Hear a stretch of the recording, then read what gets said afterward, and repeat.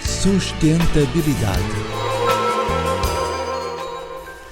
Ecologia, sustentabilidade, combustíveis fósseis, poluição, degradação ambiental, aquecimento global, dióxido de carbono, efeito estufa, eficiência, desperdício, lixo, metano, esgoto, desmatamento, são palavras que cada vez mais ouvimos falar, mas nem sempre sabemos realmente o porquê. Será que é mais uma moda? Ecologia é uma ciência como tantas outras. É um dos ramos da biologia. Ela vem das palavras gregas oikos, que é igual a casa, e logos, que é o estudo. Então é o estudo da casa.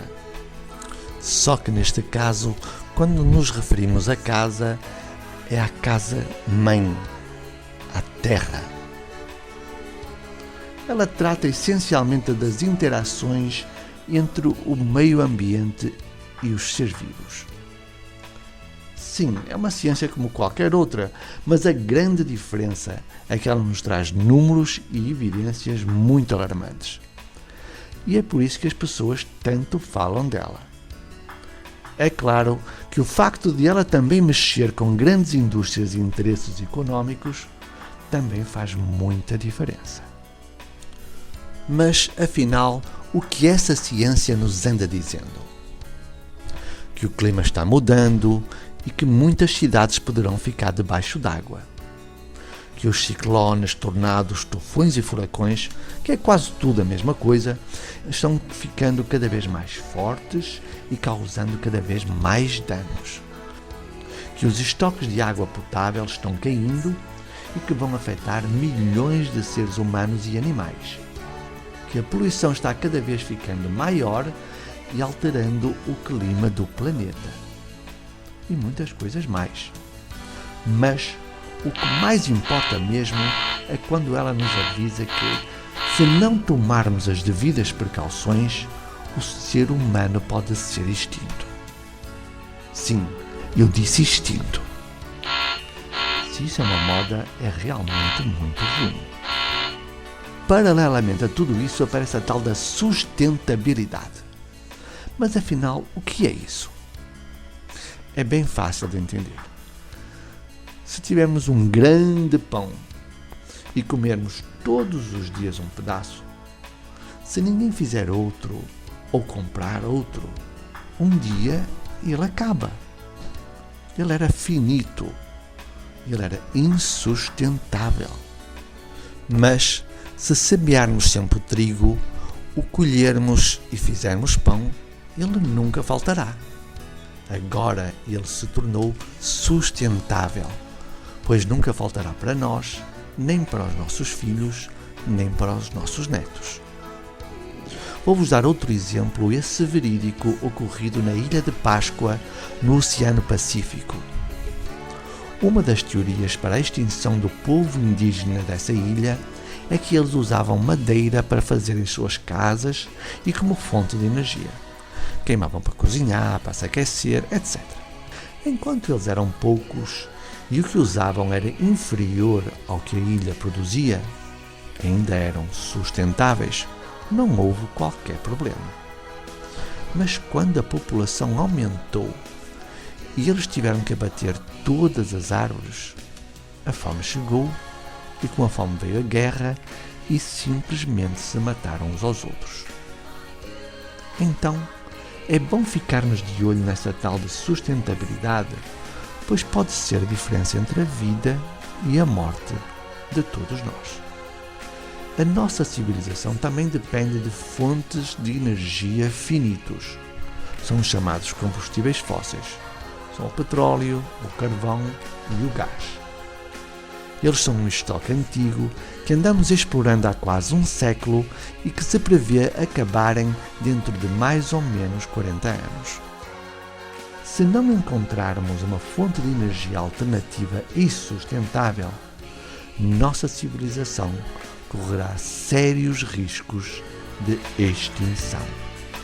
Mas esses combustíveis fósseis ainda acarretam mais problemas, e graves. São a poluição, a degradação ambiental e o aquecimento global. Ao queimarmos esses combustíveis, libertamos o dióxido de carbono neles contido e poluímos e desequilibramos a nossa atmosfera, criando um aumento de temperatura que pode ser fatal para todos nós. É o já célebre efeito estufa, que estamos fartos de ouvir falar, que acontece quando a Terra não deixa sair o calor que nos chega do Sol, aumentando assim a temperatura terrestre. Os nossos meios de transporte são muito responsáveis pelo aumento do dióxido de carbono, já que queimam quantidades imensas de combustíveis fósseis. E para piorar, nós aproveitamos muito pouco, já que os nossos níveis de eficiência são alarmantemente baixos e depois ainda vem o desperdício. Primeiro vamos ver essa tal de eficiência. Imaginem o que é colocar 100 litros de água num recipiente furado, de forma a que só sobrem 12 litros. Então, nós tivemos uma perda de 88 litros nos 100 que lá colocamos, ou seja, uma perda de 88% e só 12% de eficiência.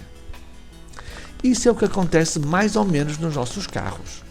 De cada 100 litros de gasolina que nós colocamos no nosso tanque, só chegam efetivamente até às rodas 12%.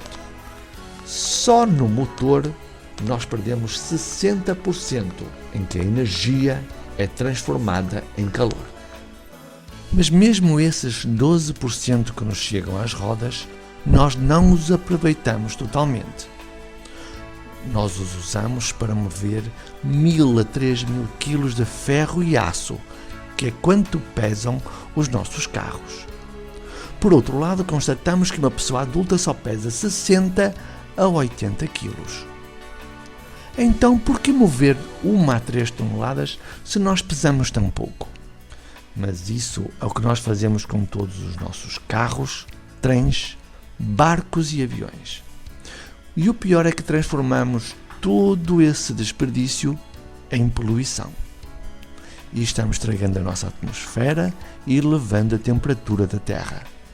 As geleiras estão derretendo e o nível do mar subindo. Mas nós não só poluímos a atmosfera com milhões de toneladas de dióxido de carbono, nós também poluímos a nossa Terra com milhões de toneladas de lixo. E lembrem-se, só o ser humano produz lixo, mas nenhum animal da Terra produz. Cerca de 1 kg por pessoa por dia, que até pode parecer pouco. Mas quando vimos que uma cidade tem 10 milhões de habitantes, estamos falando de 10.000 toneladas por dia. 3,65 milhões de toneladas por ano.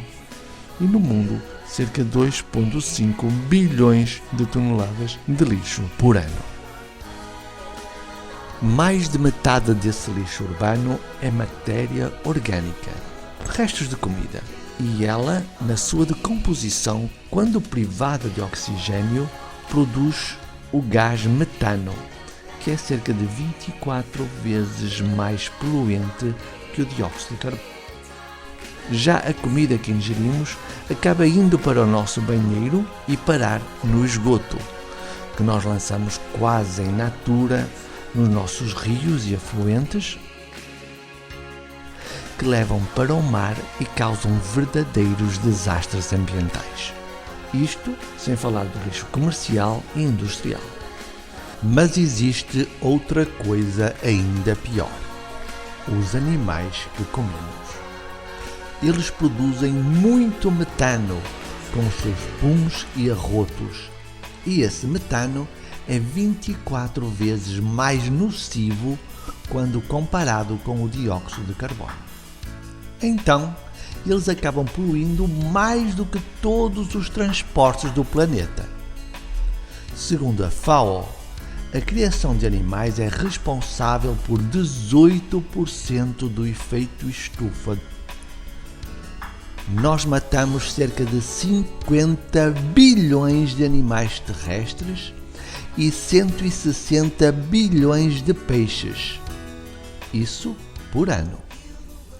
Para cada quilograma de carne de vaca que comemos, tivemos que produzir 17 quilogramas de ração e esperar 2 anos.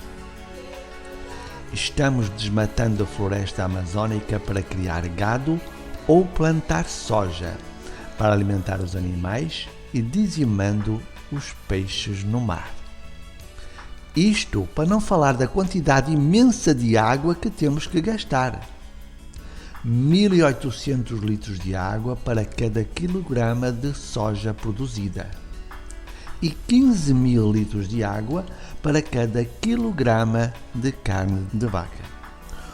Por ano, morrem cerca de 10 milhões de pessoas de fome. Se reduzirmos muito o consumo de carne, teremos alimento para todo o mundo e ainda sobrará bastante. Deixaremos de poluir o meio ambiente, não será mais necessário desmatar a floresta amazónica, deixaremos de matar todos estes animais inocentes e permitiremos a volta da vida selvagem ao devolvermos seus habitats. Agora que sabemos dos problemas, há que pensar em soluções. Será que conseguiremos encontrá-las para podermos viver de forma sustentável e com um bom nível de conforto? Vivermos em casas sustentáveis, sem produzirmos lixo nem poluirmos o meio ambiente, sem haver fome nem pobreza e que todos possam viver bem, com saúde e alegria. Os desafios são muitos e muito grandes. Mas se conseguirmos resolvê-los, as glórias serão enormes. Vamos tentar?